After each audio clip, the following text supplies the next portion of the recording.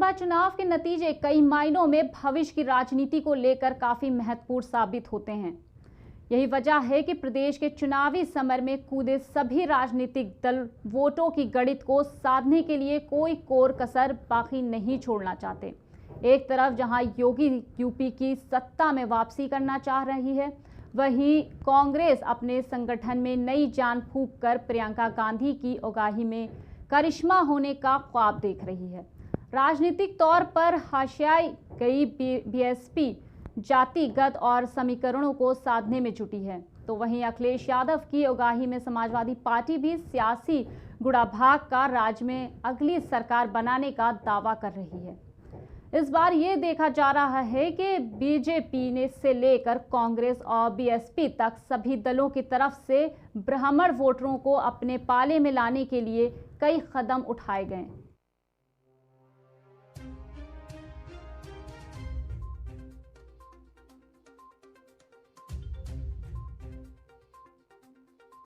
BJP ने जहां ब्राह्मण वोटरों को रिझाने के लिए बाकायदा कमेटी बनाने का ऐलान किया, प्रदेश के ब्राह्मण नेताओं और मंत्रियों से घंटों तक राज्य के चुनाव प्रभारी धर्मेंद्र प्रधान ने दिल्ली में मंथन किया और उनके बाद बीजेपी के केंद्रीय राष्ट्रीय अध्यक्ष जेपी नड्डा फीडबैक लेने पहुंचे।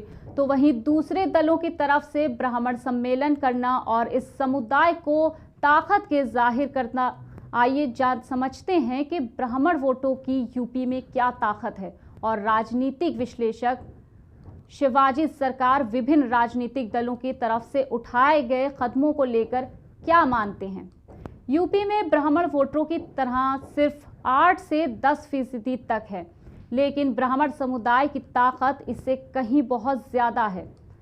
यहाँ पर 8 बार ब्राह्मण मुख्यमंत्री रह चुके हैं। गोविंद बल्लभ पंत से लेकर नारायण दत्त तिवारी तक ब्राह्मण चेहरे के तौर पर राज्य को नेतृत्व दिया। ये बात अलग है कि 1900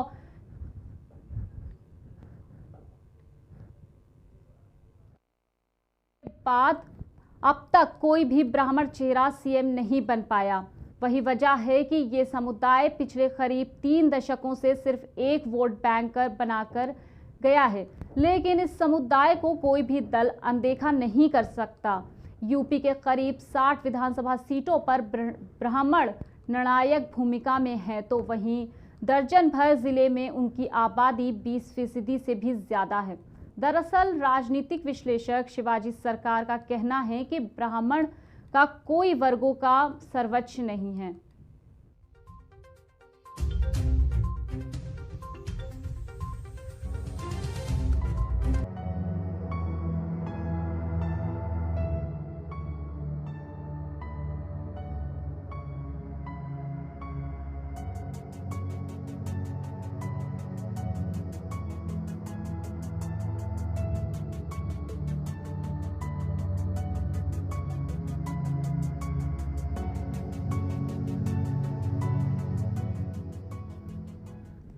आमतौर पे ये देखा गया है कि लोग ब्राह्मणों की ज्यादा सुनते हैं। ब्राह्मण जिधर जाते हैं बाकी कई तबके के भी साथ चलते हैं।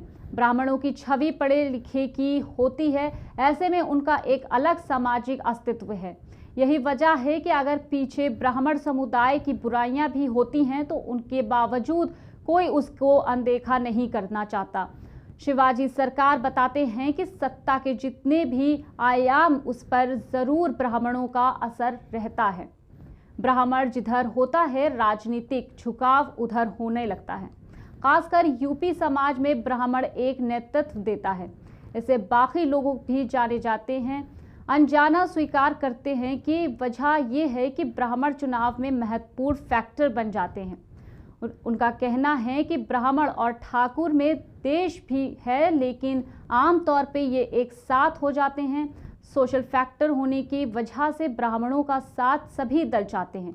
पिछले विधानसभा चुनाव में यानी 2017 में उत्तर प्रदेश के 312 बीजेपी विधायक में से 58 ब्राह्मण उम्मीदवार जीतकर विधानसभा पहुंचे थे।